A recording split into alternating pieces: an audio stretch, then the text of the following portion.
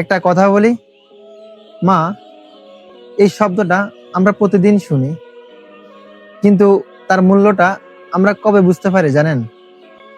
যেদিন আমরা একটু বাইরে যাই, যেদিন মোবাইলে আর রিংটা বেজে ওঠে না, সেদিন হঠাৎ করে মনে হয় মা তো এখন পাশে নেই। মা আমাদের জন্য কত কিছুই না করেন। অনেক সময় আমরা কিছুই জানি না, আমরা ঘুমাই কিন্তু মা জেগে থাকেন। আমরা ভুল করলে মানুষ হাসে, কিন্তু মা আড়ালে কাঁদেন। আমাদের যেন একটা আঘাত না লাগে, এটাই মায়ের দোয়া, মায়ের ভয়, মায়ের ভালোবাসা।